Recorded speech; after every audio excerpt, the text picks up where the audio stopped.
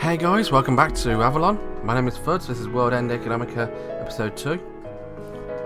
And we're still exploring Avalon, it seems. Investing in security based on how much it will rain next year. That's essentially what's being bought and sold. Those in industries that will produce grains, which are heavily affected by the weather, trade in this. Of course, this is more on Terra than on the moon. We're getting profits of it easily. We can still see the weather on Terra from up here after all.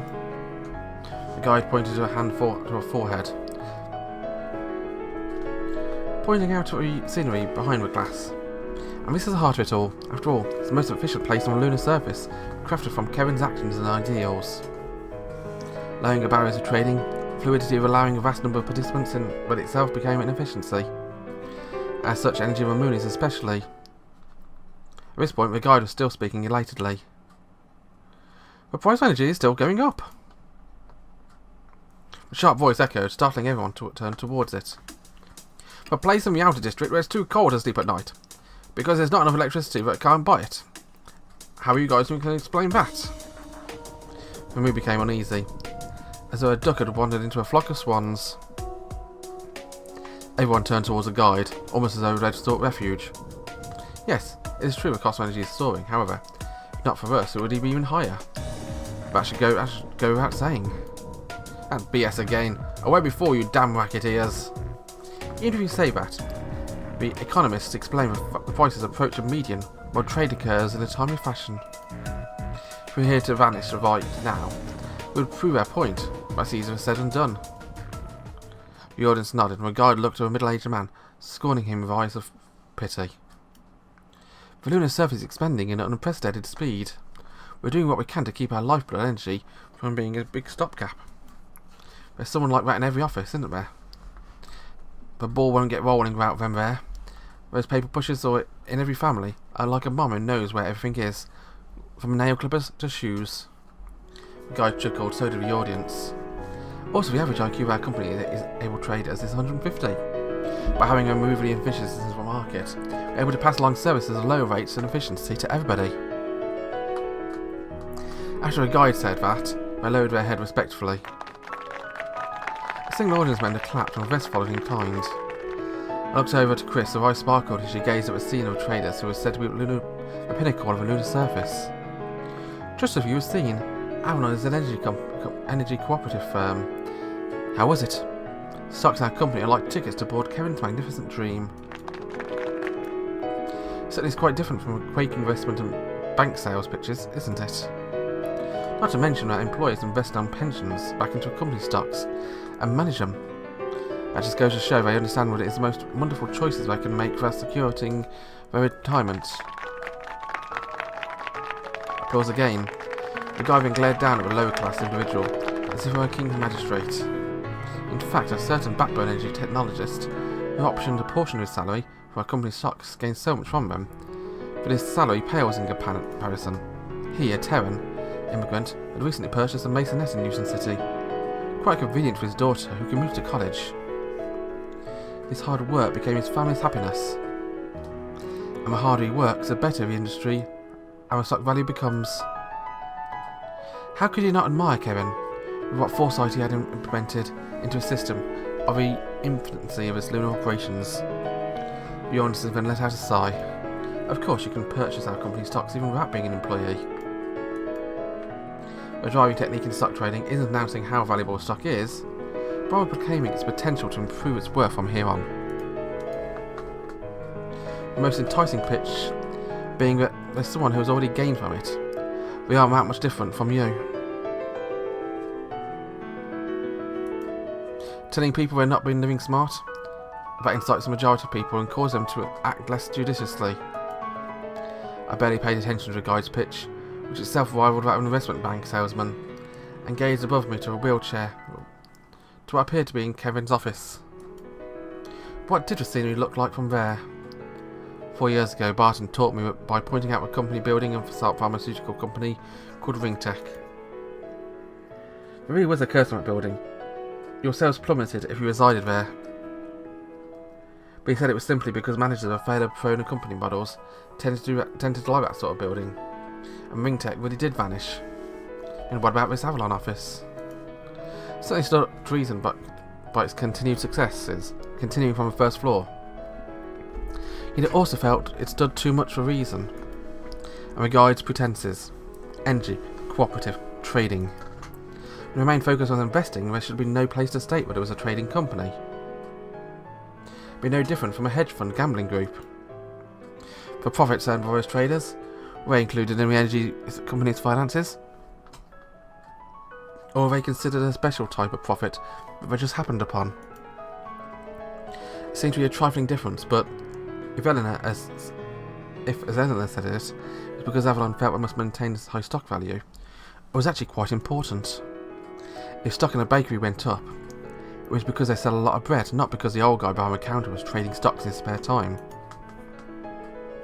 Come what may, the guide here put forth a front that no gambling whatsoever took place here. They implied that if you buy stocks now, you were certain to have good fortune in the future. What was the motive? Of course I pondered that because of what Eleanor said to me. There was also another reason. The guide was consistent. The presence of the traders wasn't because they were gambling, rather because it was stated they were individuals collecting their handling fees from the efficiency-yielding market.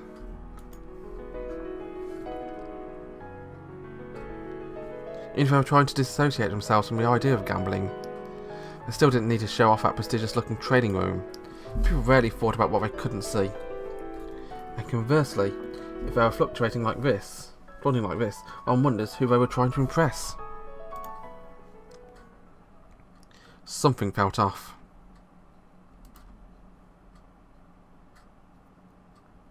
Now then, let's head back down. Please feel free to relax in our company's illustrious cafeteria. The guide said that, and we was back to the elevator. The door closed, and with it a view from one of the three richest groups of the moon disappeared. The audience was bustling with conversation. There were quite a few guys pulling out their tablets checking stocks as well. I even heard someone ask, "Can you buy stocks after trading hours?" It's not like there had been any press on this, so there's not a single logical reason for their haste to buy. Chris's program was able to reach insane levels because that many expectant people flocked to its lunar stock exchange en masse. It was amazing, Chris whispered to me despite that. Yeah. Looking at a middle-aged man engrossed in their tablets, I thought, this will only make the stock go up. Suddenly I realised there were others beside the optimistic guys. There always come a time when you eat losses in a stock exchange. It wasn't even a minute note of risk from a guide's explanation. Saying it was just a part of the service industry, but earnings are all from handling fees. That was nonsense. It was an obvious lie. But as a well-known example that there's no correlation between IQ and skills and securities. Yet a guide uttered those groundless statements. Could be it's simply being concocted PR hype. But we saw the trading room. Why don't they boast about their latest generation facilities instead? Wasn't this an energy cooperative? I looked on the overhead atrium. The optimistic atrium still had that just built somehow. This was why they were selling stocks and trying to maintain high value. Or was I only thinking that because of what Eleanor said? There's no definite answer for those sort of suspicions. It seemed Chris has no doubts. And none of your guests questioned anything. Excluding the guy who bared his fangs at the guide, most people seem to believe this is a large, reputable conglomerate. And like Avalon seeming suspicious was just par for the course. In most cases that's true. Eleanor could hold extreme bias because she felt she'd been victimised. Or at least I needed to stay calm and fair. As I leaned back in the wheelchair, entertaining Chris as she cheerfully pondered what to eat in the company cafeteria, I mulled it over.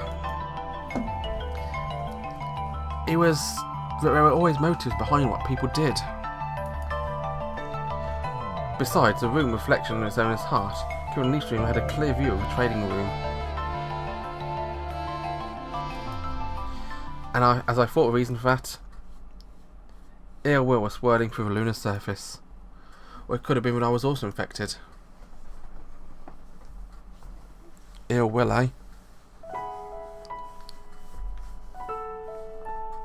A few days after the expedition to Avalon, the trial program from Suro came. An email came saying that researchers had been clamouring with me too after seeing Chris's photo and profile. I was concerned and wondered if these guys were okay, in many senses of the word, but the trial program they sent was quite good. I pretty much expected that Avalon would be ranked first. A brand considered most optimistic and was holding the highest rank in Chris's programme was Avalon. They sent me the algorithm it was based on as well, so even I should be able to input whatever you want. Man, this is quite amazing though, as is. As I scrolled through the display, it practically matched up with the brands I'd sent to Chris over the last few days. There was limits to manpower, but many brands I didn't know. This isn't good. What are we going to do if someone figured out this method? We'll pull ahead in no time and profits will dry up. Start making profits using this program, it will reflect on the stock prices. Someone doing data mining catches on then, it's only a matter of time. Before that, Chris then unfurled a wall-sized roll panel. A device capable of displaying data on the tablet, as well as being a touch panel, be written on directly too. Terraborn companies with offices at the moon were in fierce competition with things like this, so old models could be bought at bargain prices at second-hand shops. Chris had left a math text of some sort displayed on there. She seemed too often standing facing the wall, writing formulas well into a night as she thought she was doing a little more than doodling. Before that, Chris grinned, outshining the room around her, when he encouraged her to go on. Creating an overwhelming advantage, Chris said with brashly, seeking to direct challenge a beast on the moon. It was close to being downright adorable. Now we don't have to worry about Haru's curfew. We can talk all we want. Scary Risa comes to drag you off to sleep though. Maybe we could buy a two-way device and connect it. I still need to sleep at night. I rose from Chris's chair where I'd be sitting, where I was almost in a disgusted tone. It appears to be a direct negative correlation between the time you sleep and increasing profits. The lights off so the panel could shine. It was difficult to see Chris's expression. I didn't quite just see her eyes, just the panel reflecting off her glasses. Under sunlight, it was very easy to make out the dark circles. She probably couldn't help herself having so much fun, but even though I'm not Risa, I still wanted to nag her about it. Also, sorry, but I have something I need to do after this. Where are you going? Ever since I started saying at church, Chris follows along even if I'm just going to pick up something. She went to her office on Stranger Street almost every day to watch her trades, performing maintenance and implementing corrections, but in fact she never left me. I recalled her for years back during a period devoted to my rehabilitation. Back then, Chris was more engrossed in it than I was. I'm being summoned by Eleanor. I'm heading to a Royal Central. Oh, right now? I'll go too. She said to come alone. Huh? Come alone to a hotel at night? Chris lost her words, making a face that showed she knew she was being lied to. Swaggered as she was about to walk, she tripped on something and stumbled. Could that be? We're going to talk about stock analysis. She said if you were listening in, your decision making could be affected, and so she doesn't want that. I took Chris's arm and helped her up. A lithe and delicate body. Chris was so delicate that when I imagined myself having supported by her those past few years, I felt deeply ashamed. What could distracted you enough to make you fall over like that? I cried directly, fixing Chris's crooked glasses. Chris was clearly nervous. When I moved my hands back from her glasses, she followed them with a wistful gaze, not glaze. A wistful glaze. She hadn't looked at me slowly, with upturned, embattled eyes. Why would you ask me that? Because Hagana never made that kind of face at me. I shrugged and pinched Chris's cheeks a bit. She puffed out her cheeks, murmuring, yet my hand showed not a twinge of stiffening when I mentioned Hagana's name joking like this. Chris seemed happy about the joke, partly because she actually liked being teased, but also probably because it might have been a sign I was getting over what happened 4 years ago. When are you coming back? I was told to call if things looked like they were going to drag on. Risa's still strict about this stuff. I'll wait up. Don't. Conversation carried on until we reached the entrance. Risa was indifferent, deeply focused on making materials for kindergarteners across the corridor. I placed my hand on top of Chris's head, thinking this might not be so bad after all. Don't you just have to decode a program from Siro? Oh! Just at a glance, there were some bits that felt a bit off. There was so much to talk about. Even if I didn't want to, aren't you going to create an overwhelming advantage? I fumbled her hair, but let go like I was tossing her back. Chris's eyes spun like she was a bit dizzy. Right at the end, she gave an exasperated chuckle. You really are mean, Haru, she said that rather happily.